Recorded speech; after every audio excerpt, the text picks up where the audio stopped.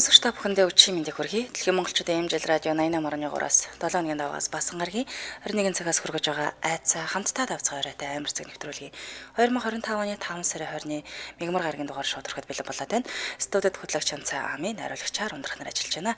За нэвтрүүлгийн хамтраалагчаар Велсиг Вилбишопоос Вилбишоп цэгийн мэн за мөн амьдралыг тань хэлбэрчилж ажлыг тань хөнгөвчлөх Моби AI хамтран ажиллаж байна. Шонхнуудаа өчигдөр мэндийг хүргэе. За бүгд нь өчигдөр мэнд манайхан тулаанд бэлэн лээ зүйтэй. Билээ. За өнөөдөр юуны тухай ярих гэж байна мэй гэж. За би өнөөдөр нөгөө хилсээр хүн хэрэг хүлээнэ гэдэг ямар аимшигтай болохыг хамгийн тод том руу нэг жишээг ярих гэж байна. За энэ хүний хувьд бол 46 жил шахуу шоронд одоо цаазын ял хүлээсэн. Тэгээд Япон улсын түүхэнд хамгийн удаан хугацаанд цаазын ялаа хүлээсэн хүний бодит түүхийг хүргэх гэж байгаа. Цаазлуулсан юм тэгэхгүй юу? 8 удаа цаазын ял авсан. Тэгээд цааз нь азаарч гэх юм уу яг нэг тухайн үед Японч ийм юм байна л да. Одоо Хятад бол тэр доор ингээд цаазлж тийм байна л да. Японы хувьд болохоор цаазыг ял өнгөтэй хизээ цаазлагдах нь тодорхойгүй яваал байдаг. Тэгэл 10 жилийн дараа ч юм уу 20 жилийн дараа ч юм уу цаазлж болдог. 1 жилийн дараа ч юм уу тэгээ цаазлждаг. Тэгээд энэ яг бодит түүний тухай л хүрэх гэж байна да. Тэгэхээр харамсалтай юм бургуул хүн юм байна. Ямар ч юм буруугүй. Ямар аюултай юм бэ? 46 жил. Тийм насаар нь бараг шахуу шохронд ингээ хийж хаяад нөгөө цагдаа нар эрүүдэн шүүн гэж ярьдаг шүү дээ. Яг л тийм болсон юм байна. Би дээр бас нэг ярьжсэн Солонгост 30 хэдэн жил болоод ингээ гараад ирсэн гэдэг. Яг улсаас нь бол тодорхой хэмжээний мөнгө өнөдрөө бол өгөх нь өснө л дөө. Гэтэ тэр хүний ингээ хамаг залуу нас бүх юм ингээд өнгөрчихөж байгаа байхгүй тийм. Хамгийн минь өнгөрүүлчихэд мөнгө өгөөд яах вэ? Энэ бол нэлийн хөгшөрсөн өнөө шоронгоос гарч ирлээ. Нэлийн хэцүү юм билээ за бид яриад гэх. За тийм. За өнөөдөр та бүхэндээ өчигдөр ярьсан шүний их дэлгүүрийн 2 дугаар хэсгийг ярина. Тэгэхээр өнөөдөр сүнс ярих нь. Тэгээд энэ 7 хоногт амтаж нэг гэмт хэрэг бол ярил гэж бодож байна шүү. Гэхдээ нэг 2 хуваачаар гэмт хэрэг бас ярих нь жоохон багасч чадах шүү. За өчигдрийн хэсэгтэр болохоор нэг залуу юм засал чимэглэлийн ажил хийдэг. Тэгээд эхлэлгүүр дээр очиж засал чимэглэл хийх гээд очсон чинь лифт нь ажиллахгүй. Тэгээд аварын шатаар гарсан чинь ардаас нь хин нэгэн хөөгөөд тэгээ арай ч юм уу та аварын шатнаасаа гараад ирсэн чинь одоо өөр лефт ч юм уу те урсдаг шат олохгүй байж байгаа ингээд дууссан. Тэгэхээр тэр хэсгээс өөрчлүүлээ. За урсдаг шат ч олдохгүй байсан учраас залуу аргаа бараад үйлчлүүлэгч нар суух зорилттой лефтэнд ч болтгоо суух гэд хайж эхэлж. Гэвч хэдийн ажиллах боломжгүй гэд ингээд салгачихсан л байж л те. Залуу хамдаа ёо яриачтэй хэмээн өглөн цааш алгаж. Тэгсэн нэг мэдхнээ хин нэгэн өөрийг нь ширтэж байгаа мэдрэмж түүнд маш хүчтэй төрсөн юм байна. Тэгээ гайхаад эргээд хартал ард нь бол хинч байсангүй. Залуу айсан хүн даргаал хөдлөн гихчээр айснаасаа болоод хийм төсөлж байгаа юм байх та гэж өөрийгөө баг зэрэг тайтгаруулж л дээ. За гэвч хэн нэгэн өөрийг нь харж байгаа мэдрэмж юусоо арилахгүй тэр мэдрэмж төрсөөр л байж. Тэгээд дахиад эргээд харж тэгсэн лангуунуудын урд байх манекенууд бүгд ингээд залуугийн байгаа зүг рүү ингээд толгоо нь эргэцсэн байсан гэнэ манекены. Одоо юу гэдэг вэ манекен тийм. Тэгээ хэдийгээр манекенд нүд нь байхгүй одоо нүд бол байхгүй ч гэсэндээ яалтчгүй өөрийг нь хараад ажиглаад байгаа юм шиг мэдрэмж төрсэн юм байна. Тэгээ залуу өөрийгөө тайтгаруулаа. За юуш нүд байхгүй манекен намайг одоо хараа байж хав те. Угаасаа анханасаа эдгээр чинь над руу харсан байдалтай л эдрийг тавьсан байсан юм байгааз. Би одоо айсандаа сурж иж байгаа байлгүй дээ. Тэглээч ямар амьд хүн байгаа юм шүү дээ. Яаж эдгээр толгоо эргүүлэх үү гэдэл дотроо ингээл бодол өөрийгөө тайтгаруулж л те. За гисэн хэдий ч нэг л сэтгэл зүйтэй байгаадсан юм. Залуу ирсэн замаасаа эсрэг зүг рүү алхахаар шийдсэн юм. Өөрлөн баах манекен хараад байгаа шүү дээ. Тэгэхээр нөгөөдөл рүү харах юм бол магадгүй хэрвээ өөрөг нь харж байгаа бол өөрлөнд харъя л гэж бодсон. Харах л байх л гэж бодсон юм байна л да. За тэгингээ бас нөгөө урсдаг шатаа ч гэсэн хай гэж бодсон юм байна. За ингээд ирсэн замынхаа эсрэг зүг рүү хэсэг алхаж ягаад тэгээд дахиад хин нэгэн өөрөг нь ажиглаад байгаа юм шиг мэдрэмж хүчтэй төрөөд эргээд тартал нөгөө манекенууд нь ингээд өөрлөнд толгоогоо дахиад эргүүлсэн байсан юм байна. За үнэхээр байж боломгүй явдал боловч яалтчгүй эдгээр ингээд манекенууд өөрийг нь те харсан буюу толгоогоо ингэж эргүүлсэн бол үнэн болж таарсан. За энэ үед залууд бүр үгээр хэлхийн аргагүй айдас мэдрэгдээд шууд харагдсан зүг рүүгээ хар уртаар гүйчих. Хэдийгээр манекенууд түүнийг хөөгөөгүй боловч үнэхээр аимшигтай санагдсан болохоор өөрийн мэдлүүл гүйчих. За ингэж гүйсээр нэг мэдхний аварын шатаагаа хэсэгт ирж. Гэтэ хаалгыг нээж чадсангүй. Яа тэгэхээр түрүүн ардаас нь хин нэг алхаж байгаа тий хөөж байгаа тийм чимээ маш тод дуулцсан учраас хаалгыг нэвэл ард нь хин нэгэн зогсож байгаа гэсэн айдас мэдрэгдээд ээж. Тэгээд аргаа бараад аварын шатны хажууд байх ачаа бараад хэврэлдэг лифтний товчлуурыг яарвчлан дарж. Гэвч энэ удаад ч бас лифт хөдөлсөнгүй. Харах нэ нэг давхарт гацчихж. За ингээд ядаж хэсгийн дараа руугаа ярих гэж бодоод уцаа гаргаж иртэл утас нь юусаа хасдаггүй. Уг нь дэлгүүрт ирэхээс өмнө уцаа дүүртлэн сэргийлсэн байсан боловч яаж яагаад ч мэдгүй унтарчихсан ерөөсөө ажилтгүй. Залуу яахаа мэдгүй хэсэг паникийн байдалтай байж яснаа. Ааж уухан бие хөдөлгөж үйлчлүүлэгч нарын суудаг 3 лифтний ингээд харсан юм байна. Цувраад ингээд үйлчлүүлэх суудаг лифт байсан юм байна. Тэгсэн чинь тэр лифтнийх нь нэг нь ажиллаж исэн ажиллаж байгаа асчихсан гэрэл ингээд эдэн давхар дээр шиг юм асч байгаа харагдсан юм байна. За гэхдээ бүр одоо юу гэдэг нь дээшээ гардггүй нэгээс ингээд 5 давхрын хооронд л ингээд богинохон явдаг юм лифт ганцаар ажиллаж исэн гинэ. За залуу шууд лифтний товчлуурыг дарж тэгсэн лифт ирж байгаа чимээт дуулаж эхэлж. За энэ хооронд өөрийг нь хин нэгэн дагаж явах вэ, тэг ажиглаж явах вэ гэд дахин эргэн тойрны харж зогсож. Ашгүй удалгүй лифтээр ч залуу суугаад шуудхан нэг давхрын товчлуурыг дарж. Гэхдээ яг лифтэнд суусны дараа тайвшиг гэхээсээ илүүтэйгээр нэг тийм эвгүй мэдрэмж төрсөн юм л дээ. Яа тэгэхээр үйлчлүүлэгч нарын ашигладаг лифтийг оройн цагаар бүгдийг нь зогсоодог учраас ажиллах ямар ч боломжгүй байгаад байдаг. Тэгэхээр энэ лифт яагаад ажиллаж байгаа юм болоо гэдгийг их сонь санагдаж. За ингээд удалгүй нэг давхарт очиход өөдөөс нь хин нэгэн хараа зогсож исэн нэг лифтний хаалга нэгдэнгүүт. Залуу ойрлж чадахгүй хий димэйл тэр хүний ширтэд зогсож байдаг хүн юм уу юу юм манекен юм те. Тэгсэн чинь нөгөө хүн нь та зүгээр үү хэмээн асууж.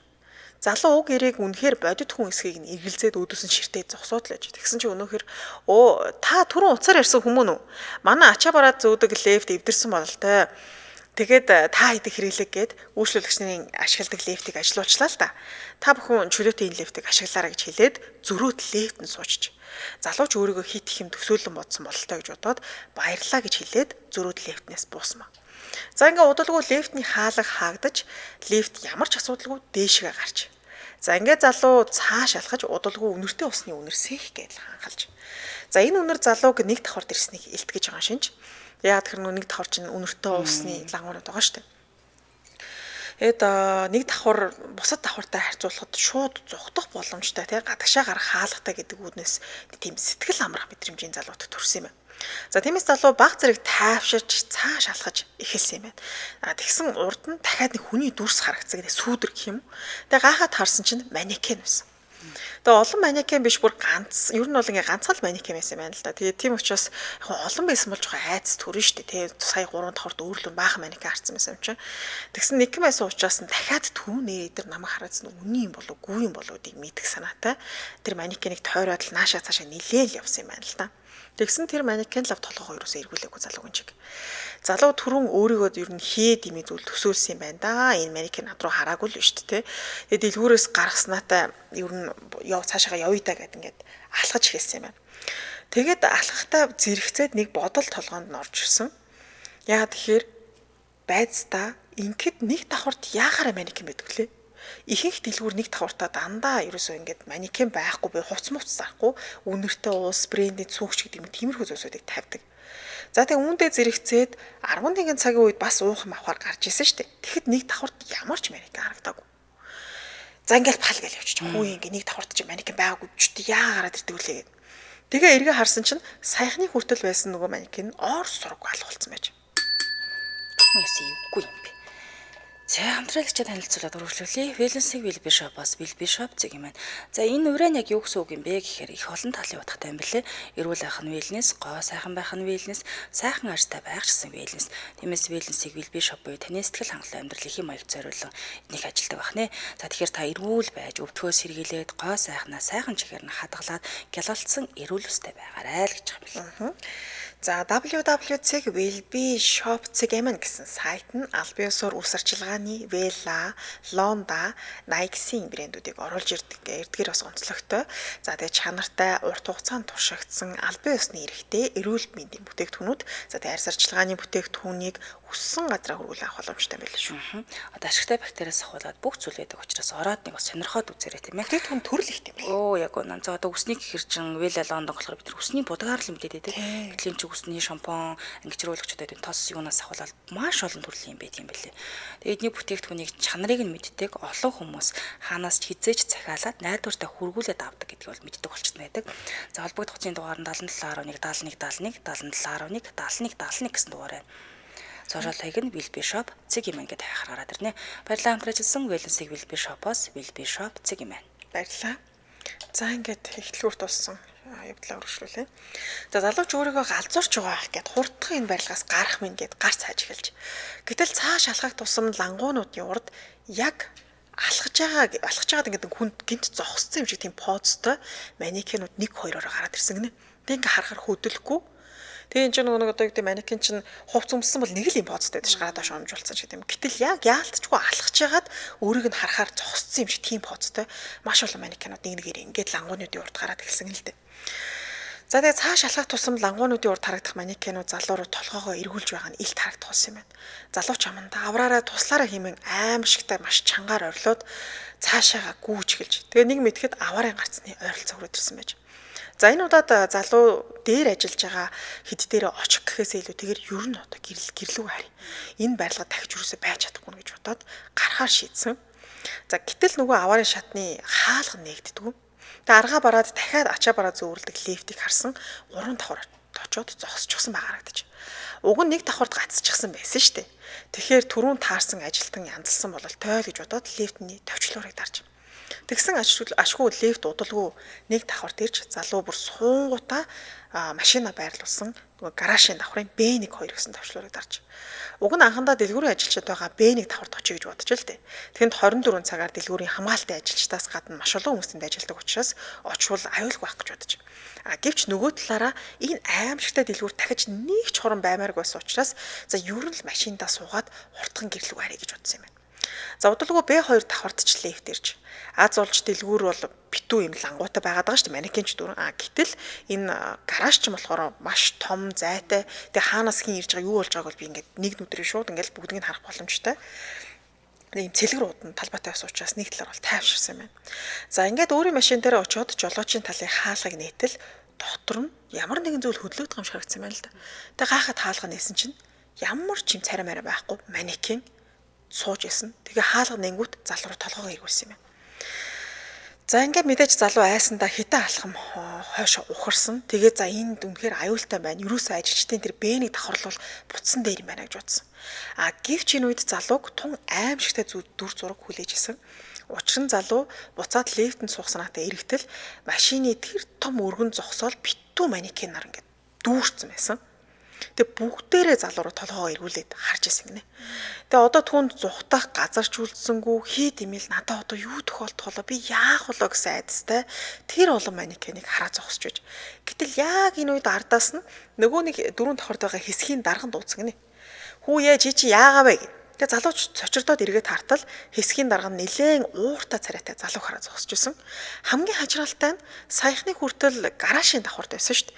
Тэгээ залуу хэсгийн даргаыг эргээд харах мөчөд 4 давхрын ачаа бараа тээвэрлдэг лифтний урд зогсож исэн. Залуу яалтчгүй доошо буусан шүү дээ. Гэтэл 4 давхартууд яаж гараад ирсэн бүүм.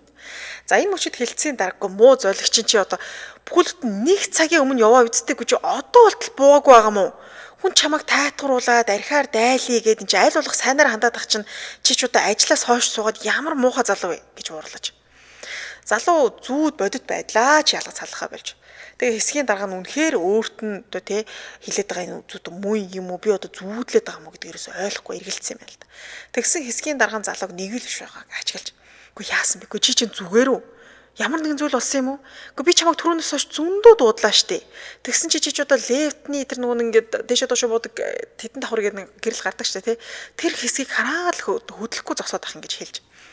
За тэгэхээр дараагийн хэлснээр бол залуу 4 давхарт ачаа бараа зөөдөг тэр лефтний урд дээшийг хараад гүлрөө зогсож байсан гэнэ ямар ч хөдөлгөөн хийхгүй. Гэтэл залууд бол яалтчгүй зөндөө олон зүйл тохиолдсон штэ. Юу усныг ингээд тайлбарлаад дарагдаа хэлийж утсан боловч бас нэг шалтгаан тоож байх гэж бодоод шалтгаан тооцсон гэдэг суурлах болоо гэж бодоод ингээд за юу ч болоогүй дээ би зүгээр намайг үнэхээр уучлаарай даргаа гэж хэлж. Тэгээ энэ үгийг л дахин автаад ирсэн юм л да. Би зүгээрээ даргаа би зүгээр л гэдэг. Тэгээ дарга нь ч гэсэн залууг нэг л биш байгааг анзаарсан юм байлгүй юм ч яагаад байгаа юм болоо. Гэхдээ чи ингээд зүгээр үү? Энд яг юу хийгээ зогсож байсан бэ гэж асууж. Залуу энэ лифт засвартай гээд Залуугийн яриаг сонссон дарга нь лефтний товчлуурыг хажуур нь шууд дарсан юм байна л да. Тэгсэн чинь лефт нь ямар ч тийм засвар авахгүй зүв зүгээр хаалга нэгтчих. Тэгэхгүй чи зүгээр л байна штэ. Яага худалдаа шалтак тоочод байгаа юм бэ чи гэж хэлж. Залуучгүй үнэхээр эвдэрч гисэн байсан. Би бүр дэлгүүрийн ажилчинтай хүртэл уцаараа ярьсан. Дараа нь бичлэн уулзаж бүр үйлчлүүлэгч суух зориултаа лефтийг хүртэл надад ажиллуулж өгсөн штэ гэж хэлж. Тэгсэн дарга нь за бити шалтак тоочод ээ. Тэгээ наад царайчууд чи яац юм бэ? Юу болсон ялэд хилээтгэл дээ гэж хэлж. Тэгээ залууч буруу ойлголтоо санаатай асахгүй байсан утсаа харуулах санаатай. Гэхдээ миний утас хүртэл асахгүй байсан гэж гаргаж иж харуулах гэсэн чинь утас нь зүв зүгээр ажиллажсэн маа.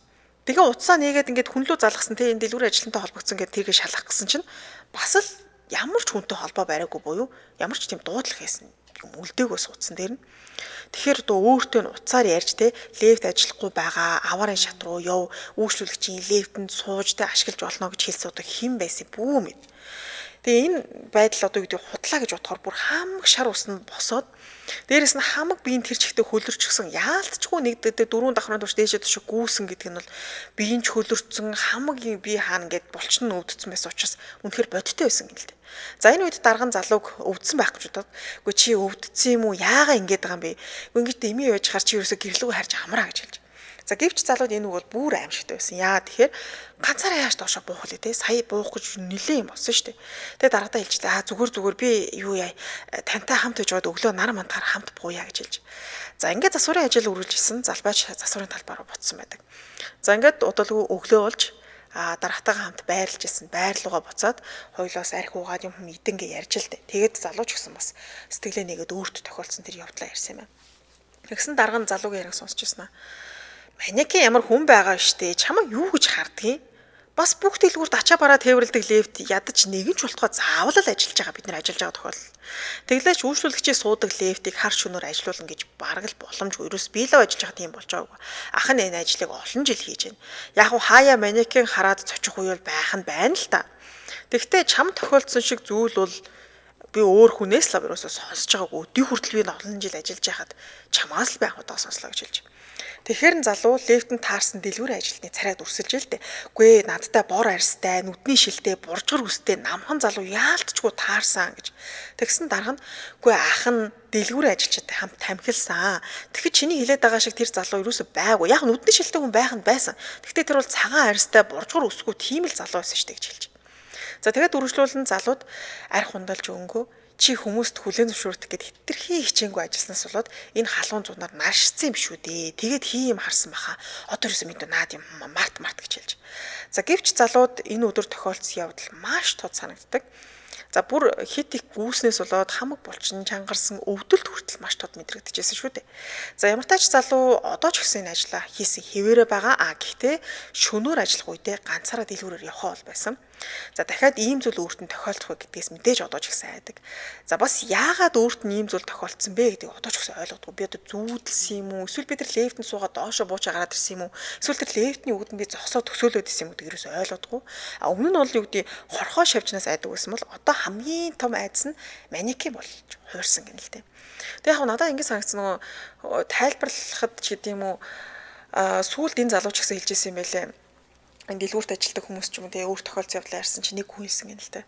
Ер нь юм эвгүй одоо энергитэй тийм газарт хүн их холигддаг тийм юм нэг одоо барилга барьдаг. Жишээлбэл оршуулгын газар дээр сургууль, цэцэрлэгч байдаг юм уу дэлгүүр барих тохиолдол түгээмэл байдаг. Тэгэхээр нөгөө тэнд байгаа тэр муу мухай энергийг хүмүүс холигдож дардаг. Гэхдээ хүмүүс холигдохгүй одоо тэр дэлгүүр хаалттай байгаа цагаар бол нөгөө муу мухай энерги нь бол дахиад мэдрэгдэн штэ л гэсэн байдлаар тайлбарлаж өгсөн байлээ. Залуу бол одоо өөрөө ямар тач энэ юу тохиолдсон гэдгийг ойлгох гэсэн байна. Ийгүү л энэ тий яг тайлбарлаж мэдхэргүй угаасаа тийм сонио асуудал байна л та. Өөрөө би боддороо мэдрээд идэг тий. Нэг бол нэг юм гаццсан юм шиг юм нэг тойрогт. Тийм миний бодлоор ч гэсэн доо зүгээр л тойрогт гаццсан юм болоо даа гэж бодсон ш. Түгээмэл сонсогддог зүйлсэн гэдэгтэй нуу шатаар гарч байгаа л тэдэн давхар тоцсон ерөөсө болохгүй тэр шатандаа л эргэлдээдсэн гэдэг анхандаа бол гэсэн шүү дээ. 3 давхарт эргэлдэжсэн аа чүү гараад ирсэн гарч ирсэн ээ. Тэр 3 давхараас ерөөсө тэр лангуунуудаас бууж чадахгүй байсан шүү дээ. Тэгж жагаад буучингуудаа ардаас нь ингээд нэг юм үйл таних ч гэдэг юм юу мэддэхгүй баах ингээд царай зүсгүй манекенууд ардаас нь хөөгд байсан тийм байдлаар. Тэгэхээр бас сонирхол түгэлэн сонсож байгаагүй. За дэмжээлагчид танилцуулаад өргөжлүүлээ. Нэвтрүүлгийн дэмжээлагчаар Ондоо аппликейшн. За Ондоо аппликейшн дотор бүүн бокс нэгдсэн билээ. Тэгэхээр та Ондоо аппликейшнээс датагаа цэнэглэх бүртээ хүр тэргүүлээд iPhone, MacBook, AirPod PC чихвч ухаалаг цаг, Osmo Mobile TV speaker болон олон төрлийн эрхийн бичгүүд гэх мэт 666 бэлгээс өөр юм болох боломжтой юм байна. За мөн өдөр бүр ондоо хэрэглэгчдэд нэг удаа хүр дэргүүлэх эрх олгож байгаа юм байна. За хэрэг аппликейшнаа татаж амжаагүй байгаа бол шинэ хэрэглэгч болоод 66 гигабайт бэлгэнд датаг бас бэлгэнд авах боломжтой байгаа шүү. Холбоос хуудасны дугаар 1866 1866 гэсэн дугаарлал холбогдорой. Баярлалаа. Нэвтрүүлгийн дэмжээлагчаар Ондоо аппликейшн байлаа. Баярлалаа. За өргөжлүүлэн бодод төвхөө үргэ тийм ээ. За үнэхээр харамсалтай нэг юм хэрэг байлаа. За Ива Хакамада гэж байгаа Японы түүхэнд хамгийн удаан хугацаанд цаазын ялаа хүлээсэн байдаг.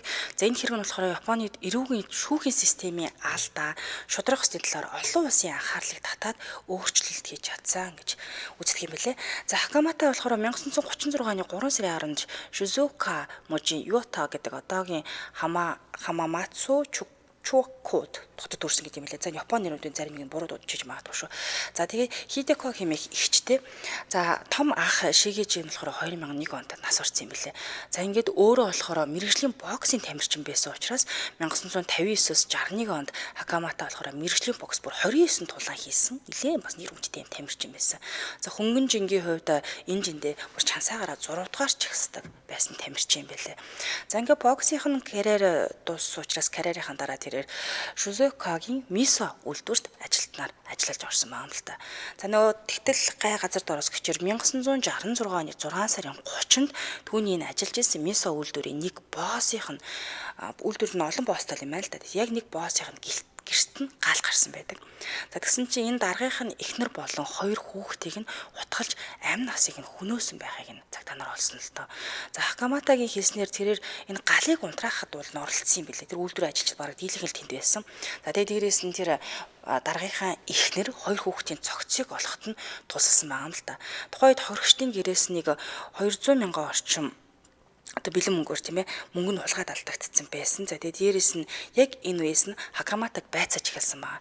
Ингээ 1966 оны 8 сард тэрээр хэрэгээ өөрөө хүлээсэн болон за дээрэс нь түүний унтлагын хувцснаас энэ айгуу сонио унтлагын хувцс гэж байгаа. Хувцснаас бага хэмжээний цус, бензин олдсон гэх үндслээр 50 хоногийн дараа баривчилж авсан байдаг. За ингээ өмгөөлөгчдийн хэлснээр болохоор Хакамата хэрэг хүлээхийн тулд 23 хоногийн турш нийтдээ 264 цаг буюу нэг удаа байцаахта 16 цаг тасралтгүй байцсан гинэ. Ерөөс унтуулахчгүй ерөөс байцаагаа л ингээд байсан. За ингээ байцаалтын үеэр хамгийн амар нь болохоор түл балгах ч ус өгөхгүй. Дээрээс нь 0 орохыг нь хоригдсон. Тэгээд ерөөсөө ингээ гүлээлгээ суулгаж байгаа л усч өгөхгүй ерөөсөө ингээ мэдүүлэг аваад исэн баа. За шүүх хурал дээр болохоор Хакамата хэлсэн маа л да хэрэг хүлээгээс татгалцсан. Тэгээд цагдаа нар түүнээс мэдүүлэг авч хэрэг хүлээхийн тулд маш их хөшгөлсөн, зогсон, зодсон. Тэгээд өөрийгөө одоо энэ хэргийг хүлээ гэж тулган шаардсан. Тийм учраас би энэ хэргийг одоо хүчээр шахав ингээ хүлээсэн. Би энэ хэргийг хийгээгүй гэж мэдгдсэн байдаг. За бүр сүүлд болохоор эгчтэй юу гэж хэлсэн гэхээр би эгчээ би ингээд өмдөндөө бие засахгүй тул шалан дээр одоо ингээд давсгаа дараад бүхийд суухаас би өөр юу ч хийж чадаагүй гэж хэлсэн байт юм байлээ. Тэгээд цааш нь ирэхдээ тэр намайг байцааж исэн байцаагчдын нэг нь болохоор миний эрхийн хураг бэхэнд дүрээд цаасан дээр ингэж хүчээр тавингуудаа нөгөө ингээд хурууны хийг нь авчиж байгаа юм л та. Тэгээд хэрэгээ хүлээсэн гэдэг тэмдэглэлтэд дараад энд нэрээ бичээ гарын үсгээ зураа гэж надад тушаасан. Тэгээд тэд нар над руу хашгирч бүр ингээд өшөглөж зодож гарын маань ингээд нэг гарын ингээд мушгаад хойноо ингээд барьж исэн учраас ямар ч аргагүйгээр би одоо ингээд хэрэгээ хүлээсэн. Одоо гарын үсгээ зурчиж байгаа юм л та гэж хэлсэн ба. За ингээ прокурорууд унтахны хувцсыг бол тэрийг бол эхлээд нэг юм чухалчж үзээгүй л те. Хойш нь давж оронд нь гэмт хэрэг гарснаас хойш 14 сарын дараа шүү. Бүр 14 сарын дараа буюу 1964 7 оны 8 сар тэр Мисо үйлдвэрийн байраас олцсон 5 ширхэг цустай хувцсыг одоо дэлгэж үзүүлсэн байгаа юм л та. За энэ хувцснуудыг үзүүлээд энэ хувцсыг алуурчин өмсөж байсан гэж маргалдаж эхэлсэн. Дээрээс нь цагдаа нар хувцсан дээрээс олдсон цус хохирогчдын цусны бүлэгтээ таарсан гэж хэлсэн байна. За ингээд цааш нь Хакаматаг энэ хувцастай гэр бүлийн гишүүдийг эхлээд нь тэр хувцсыг өмсөж гэр бүлийн гишүүдийг хөнөөс юм байна л та. Дараа нь тэр байрыг нь галтан шатаахын тулд өөрийнхөө хувцсыг тэнж тайлж хаянгуудаа унтлагын хувцсыг сольж өмссөн байх ёстой гэж ерөнхийдөө хүчээр тулгаж гисэн ба. За одоо энийг цустай хувцснуудын дэлгээд ингээд тавьсан зургийг харуулж байна тийм ээ. За ингэж маргаж байсан. За энэ шүүх хурал дээр бол Хакаматагийн дэмжигчид бас олон хүмүүс байсан. Энэ хүн хэрэг хийхгүй гэж дэмжижсэн хүмүүс байсан маа л да. Тэд юу гэж маргаж байсан гэхээр хүн амны зэвсэг гэдэг хутга өөр асуудалтай байсан. Яасан гэхээр 1219 см-тэй нөгөө нэг юм жимсний хутга байдаг шүү дээ. Жижигхэн юм жимсний хутга нь хохирогчдыг буюу тэр 3 хохирогчийг 40 удаа хутгалахад ямар ч тохиромжгүй байна. Энд ч одоо 90 мохдог ч юм уу тий 40 удаа гэж хутгалах ямар ч боломжгүй байна гэж хэлсэн. Харин цагдаа нар болохоор өөрсдийнхөө энэ баримтлагыг зөвтгөхийн тулд унтлахны хувцас хүчээр гаргаж ирсэн. Тэгээ хаанаас ч мэдэхгүй нэг юм унтлахны хувцас гаргаад ирсэн гэж маргасан байсан. За энэ нь ч одоо шалтгаантай байсан. Яагаад тэгэхээр тэр нөгөө олдсон унтлахны хувцсыг Хакаматад өмсүүлсэн юм байл та. Тэгсэн чинь огт хараагүй маш жижиг байсан. Бүр хитрхийн ингээд дадаагаад багтаад байсан. Тэгсэн чинь энийг юу зөвтгсөн гэхээр прокурорын зүгээс за энэ болохоор тэр мис одоо үйлдвэрт байгаад тавьсан тэнд ороод нороод агшцсан. Тийм учраас наад нь жижигхэн болсон байгаа. Тэрнээс бол анханасаа таарч исэн гэж маргасан байгаа. За дээрээс нь прокурор тэр хувцсан дээр байсан одоо би шошгон дээр тийм тэмдэглэнүүд байдаг шүү дээ. Би гэсэн юм шошгыг болохоор дундаж хэмжээтэй байсан бол Хакаматад энэ угаасаа таарна гэж одоо хүчээр шахав. Наач угаасаа таарах ёстой гэж тулгасан байдаг. Тэгсэн чинь тэр үнэн хэрэгтэй тэр шошгон дээр байсан би гэдэг тэмдэглэг нь болохоор хэмжээг нь огт цаагаагүй мэн л да. Зүгээр энэ хар өнгөтэй шүү гэж зааж өгсөн тэмдэглэгээ байсныг нь уян хэмжээг заасан таарах ёстой гэж хүчээр ингэж тулгасан байдаг. За тэгээд бас нэг юм маргаантай асуудал юу байсан гэхээр хувцсан дээрээс нь толб биш тэ тийм.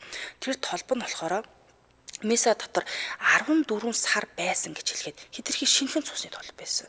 14 сарын дараа хэрэг хүний цус чинь бүдгэрэл юм уу арай өөр болдог то. Гэтэл үгүй цоо шин цус шиг ингээ харагдчихсан маам л да. За ингээд Шизуока дүүргийн шүүг Хакаматагийн хэрэгэ хүлээсэн зарим хэсгийг нь хөнгөлөөд цагдаа нарын байцаах арга барилаар та нар одоо хүнд хүчээр ингээд одоо албатан ирүүдэн шүүж байгаад хэрэг хүлээлгдсэн юм биш үү гэд энэ хэргийг няцаасан юм байлээ. Гэсэн хэдиж 1968 он 9 сар 11-нд 3 шүүгчийг бүрэлдэхүүн Хакаматаг буруутай гэж үзээд цаазаар авах ял анхуд оноож байгаа. За Японы мэргэжлийн боксын холбоо боксчдыг буруугаар үнэлдэг гэж яг тухайн үед эсэргүүцэж эхэлсэн.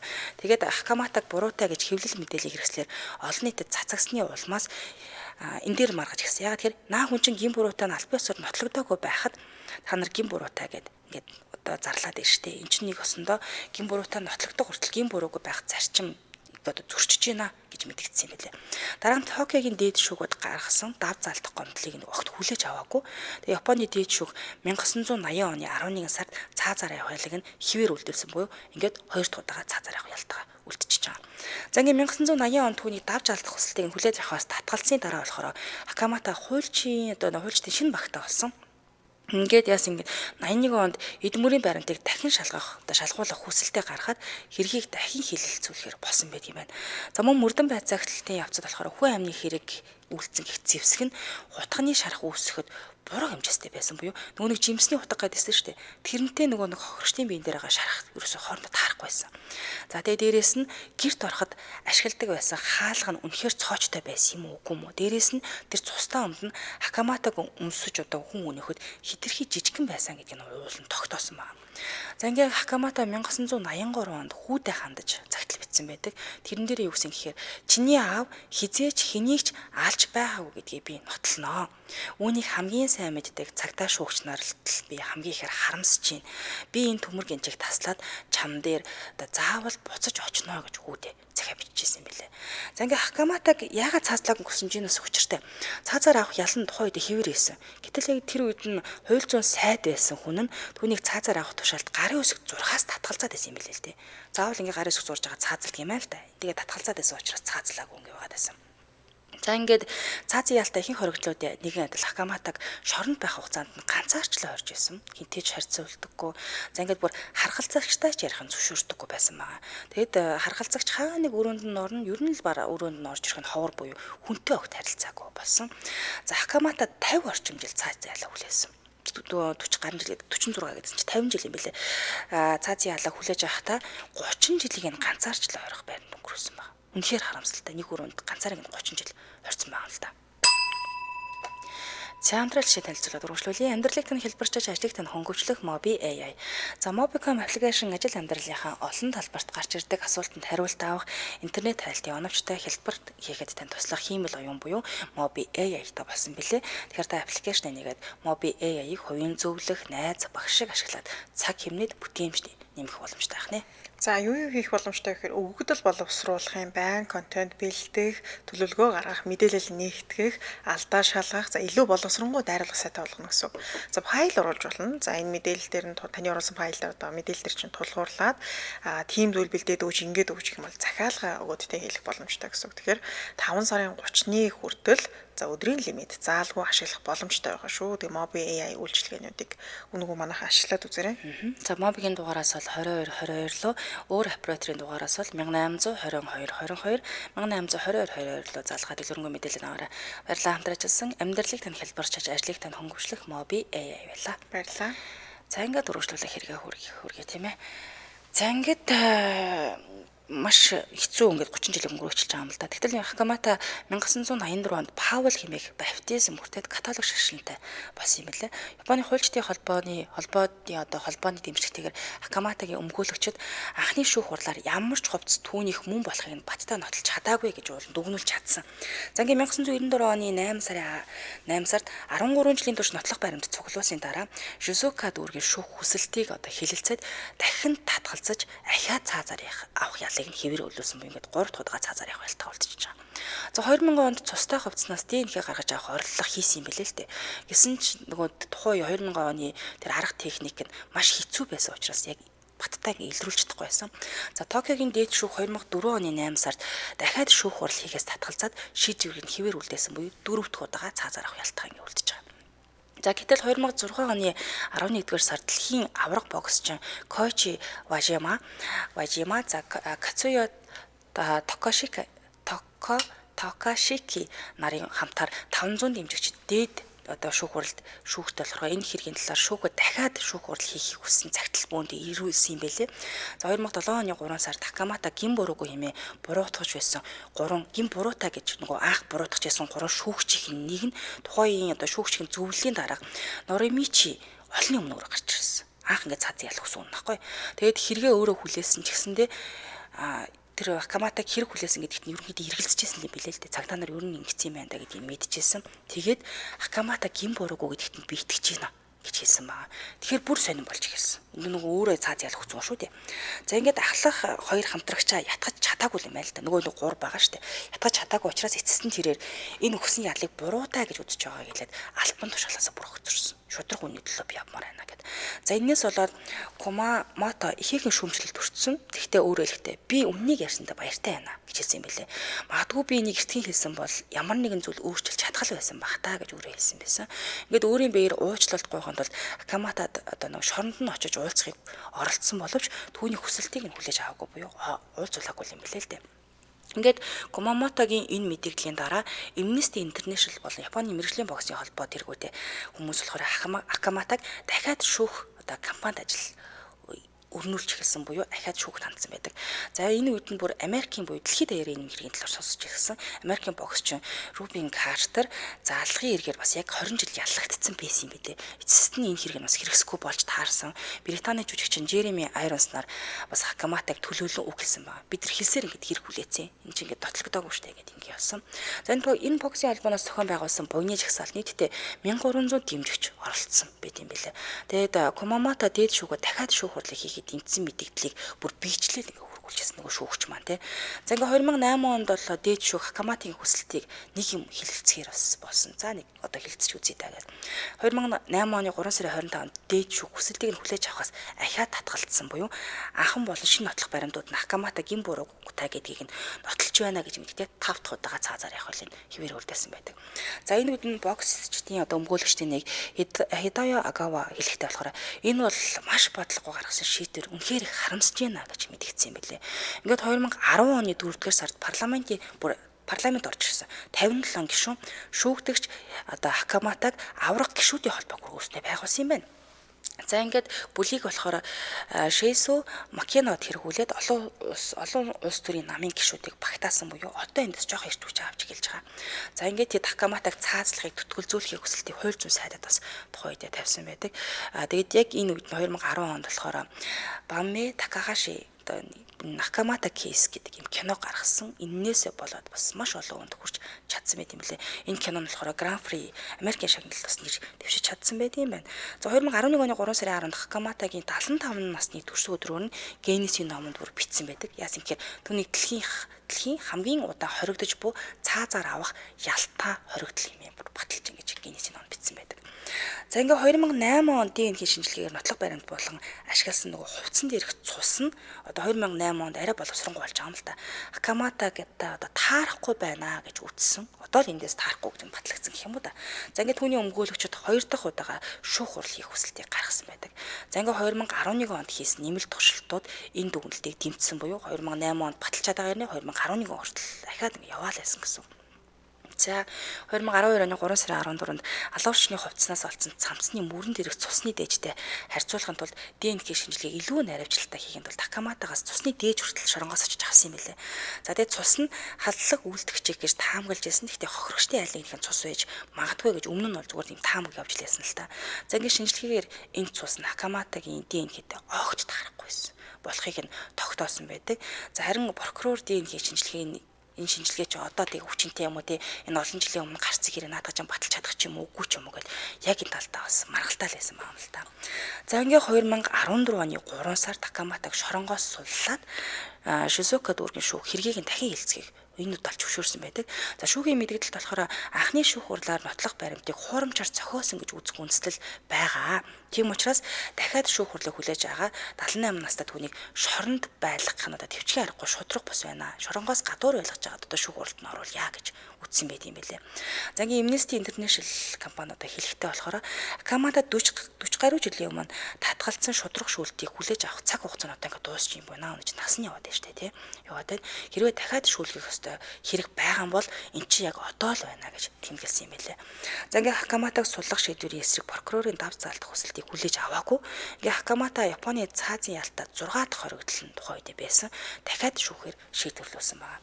За өмнөх 5 хүний 4 нийцтэй бас цагаатсан юм байлээ. 6 хүмүүсийнх нь одоо ерөнхийдөө дандаа хэлсээр ялах хүмүүс байл таарсан. За гэр бүлийн нэг гишүүнийх нь хэлснээр болохоор хамгийн харамсалтай нь Хакаматаг олон жил нөө ганцаарчсан орцсон шүү дээ. 30 гаруй жил нь оргицсны улмаас сэтгцийн эрүүл мэнд нь маш муудчихсан. 2003 онд түүнтэй уулзсан нөгөө цаазаар авах ялын эсрэг тэмцэгчний нэг хүний хэлснээр болохоор Хакаматад очиод ингээ уулзсан чи Хакамата тэр үед нь өөрийнх нь биед нь өөр хүний сүнс ордгоо. Би одоо ингээ шорон эзлэгч байгаа. Тэгээ шорон эзлэнгүүтээ Японд энэ цаазаар авах ялыг халаад би бүхний чадагч бурхан болно тэр гэж ярьсан буюу ерөнхийдөө сэтгцэн жоох асуудалтай болцсон байсан юм л да. За ингээд ерөнхийдөө шүүх ахиж авч эхэлсэн байдаг. 2018 оны 6 дугаар сард Токиогийн дийчүүг Хакаматаг суллсан шийдвэрийг дахиад хүчинг болгоцсон. Түүнийг нас ахисан учраас хэргийг дийчүүгэд буцаах хүртэл эрхчлөөтэй байхыг нь яхав зөвшөөрсөн юм билээ л дээ. Ингээд 8 дугаар сард прокурор дийчүүгээс Хакаматаг шаардлагагүйгээр ялыг хойшлуулсан нөхцөл байдлыг зогсоох хүсэлтийг хүлээж авахаас татгалцыг шаардсан юм билээ. Ингээд 2023 оны 3 сард Токиогийн дийчүүгэд Хакаматад холбогдох хэргийг дахин хэлэлцгийг бүр дээрээс тушаасан. Ингээд 2024 оны 9 сарын 26-нд түүнийг баривчлагдсанаас хойш 56 жилийн дараа Шизука дүүргийн шүүх цагаатгсан байдаг. За 10 дугаар сарын 8-нд яллагчийн зүгээр шүүхийн шийдвэрийг эсэргүүцэж дав заалтахгүй гэдгээ батлаад дараагийн өдөр нь эцэслэн шийдвэрлсэн байдаг. За 2024 оны 10 сарын 21-нд цагдаагийн газрын дарга Такеши Суда Шизука мужийн цагдаагийн газрын нэрийн өмнөөс Хакаматагаас очиж бүр бичлэн уучлалт гуйсан юм билээ. Жилийн дараа буюу 2025 оны 1 сарын 29-нд буюу сая л боллоо л да. Хакаматаг 2024 онд дахин шүүхээр гин буруугүй гэж заарсны дараа Японы засгийн газраас болохоор ойролцоогоор 1.4 сая $ам нөхөн төлбөрийг түүний хуулийн багийнхан гаргуулж авахаар одоо үргэлж гаргасан. Японы түүхэнд хамгийн удаа үргэлжилсэн хууль бус хорих ялыг санхүүгийн нөхөн төлөвлөхөр тэр Шизука дүүргийн шүүгүүд нэхэмжлэг гаргасан юм билээ. Нэхэмжлэг нь болохоор 2025 оны 3 сарын 25-нд баталсан. За ингэснээр бол Хакамата дэлхийн түүхэнд хамгийн удаан хугацаанд цаазын ял хүлээсэн хүн болж бүртгэгдсэн байдаг юм байна. За Хакаматагийн энэ хэрэг болохоор Японы эрүүгийн шүүхийн системийн алдаа, хүчээр мэдүүлэг авах, нотлох баримтыг хуурамчаар үйлдэх зэрэг асуудлыг ил гаргаж ирсэн. За цаазын ялын эсрэг хөдөлгөөнд хүчтэй нөлөө үзүүлж чадсан байт юм байна. За энэ одоо цаазын ялаас нь мулталсан тийм ээ уйггүй хөөцөлсөн хүн болохоор түүний эгчин гэж явд юм билээ. Хидака Хакамада нь болохоор дүүгийн хэрэгчлөө шудрах усны төлөө олон жилийн турш тууштай тэмцсэн энэ нь ч бас үр дүнгөө өгсөн байдаг. Тэгэд энэ эгч нь бол одоо 92 настай хүн байд юм билээ. Тэгээд урд нь боддын сүмийн одоо лам сувлагч байсан. Тэгээд тэтгэврт гарсан ч гэсэн хэвлэл мэдээлэл үний эрхийн тэмцэлд идэвхтэй оролцсоор ингэ явж байгаа гэсэн. 1966 оноос хойш буюу дүүгээ баривчлагдсан цагаас хойш 50 гаруй жил түүний гин бурууг нь нотлохоор юу нь бол тэмцсэн. Тэгээд энэ үр дүндээ ч сүрлээ л дээ. Байнга шүүх хуралд оролцоод явж байсан. Тэгээд хэвлэл мэдээлэл хүний эрхийн байгууллагад бол хандсан юм байлээ. Тэгээд яг энэ шүүхээс нөгөө цаатгсан гэдэг одоо тэр бид юу гэдэг вүлээ шийдвэрийн гаргасны дараа болохоор эгч нь хэлэхдээ би энэ мөчийг 50 жил хүлээсэн. Дүүгийнхээ гимгүү гэдгийг би зүрхэндээ өргөлж мэддэг байсан. Түүнийг шоронд хүүлэхгүй тулд би амьд байна. Амьд байх ёстой гэж өөртөө байнга хэлдэг байсан гэж хэлсэн юм байлээ.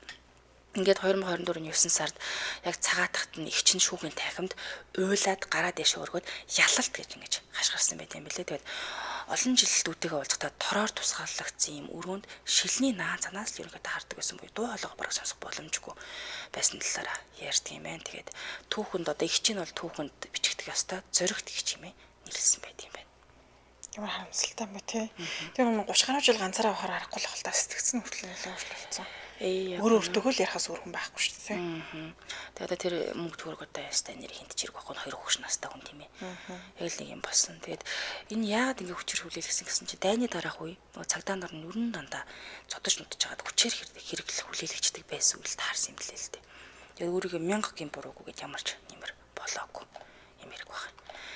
За баярлалаа энэ түргээ дуусгая. Студид хөтлөгч Чанцаа Амийн хариулагчаар ундрах нар ажиллалаа. Нэвтрүүлгийн хамтраалагчаар Вэлэнсийг Вэлбир шопоос Вэлбир шоп цэгийн мэн за мөн амьдралыг тань хэлбэрчж ажлыг тань хөнгөвчлөх моби AI байла. Өргөжлөлт хамтдын шууд нэвтрүүлгээ улаан сонсорой. Түр баяртай. Баярлалаа. Баярлалаа.